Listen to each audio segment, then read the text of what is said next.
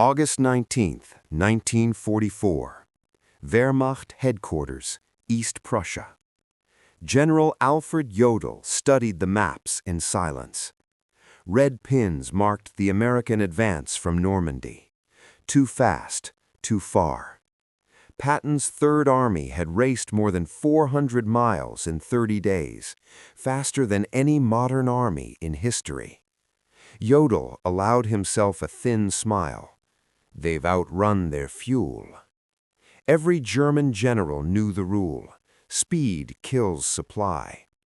An armored division burned 150,000 gallons of fuel per day. Patton commanded 12 divisions. That meant 12,000 tons of supplies daily, hauled across bombed roads from distant beaches. Jodl did the math. No army can sustain this. Patton will halt within days, maybe hours.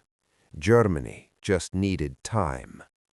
What Jodl didn't know was that 125 miles away, history was already moving. At dawn, near the French port of Cherbourg, engines roared to life. 5,958 trucks, headlights on, no blackout, no spacing.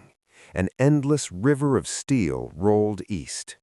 They called it the Red Ball Express, a logistics operation so aggressive that German military science said it was impossible. 2 one-way highways, 1 loaded trucks going forward, 1 empty trucks racing back. Trucks ran 20 hours a day, average speed 35 miles per hour, no stopping except fuel or breakdown. Anything slower than 25 miles an hour was removed from the road. This wasn't careful. This wasn't elegant. This was industrial warfare. German doctrine prized efficiency, conservation, camouflage. The Americans did the opposite. They assumed 30% breakdowns, massive waste, driver exhaustion, and they planned for it. Where Germany repaired engines, America replaced them. Where Germany hid, America overwhelmed. One German officer watching the convoys wrote, "This is not military science, this is mass production applied to war." Of the 23,000 drivers, 75% were African American soldiers serving in a segregated army. Men denied equal rights at home were keeping America's most famous general moving. They painted slogans on their trucks: Detroit to Berlin Express, Hitler, here we come, Patton's blood bank. They drove 48 to 72 hours without sleep. They hallucinated. They crashed. 300 died. And still they kept driving, because every mile proved something. Not just to Germany, but to America. First week alone, 89,000 tons delivered, 12,800 tons per day, 686-mile round trips. German intelligence called it propaganda, then aerial recon confirmed it. One report read, "Continuous vehicle column, headlights visible for 20 kilometers, estimate 1,000 vehicles per hour." German officers were horrified. Headlights meant air attack, close spacing meant disaster. But the attacks never came. The Germans no longer had the fuel or the planes. The Red Ball Express burned 300,000 gallons of fuel per day just to move fuel. And yet it never stopped, because beneath the English Channel, unseen, another miracle flowed: Operation Pluto, fuel pipelines laid under the sea. Forward fuel dumps every 25 miles, refueling waits under 10 minutes.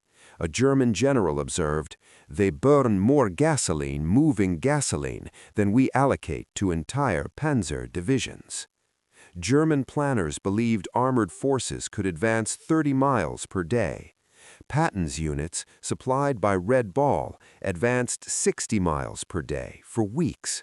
On September 1st, 1944, advanced 35 miles in the morning, resupplied at noon, advanced another 32 miles by nightfall. German defenses collapsed. Within 72 hours, German lines shattered. 1 week, Paris liberated. 1 month, Americans at Germany's border.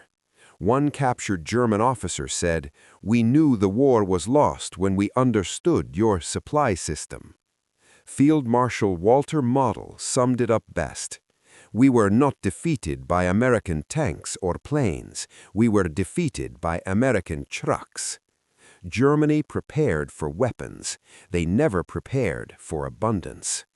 The Red Ball Express ran 82 days.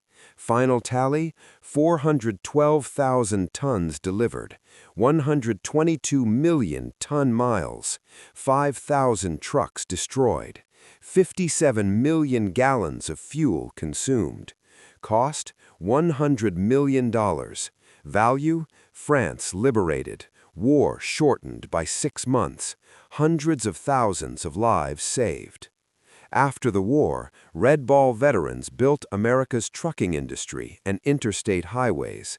They had learned something in France. Speed beats perfection.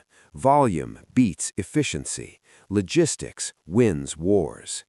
The German generals laughed at American logistics.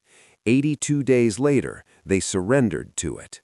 Because in modern war, the most powerful weapon isn't a tank, it's a truck that never stops rolling.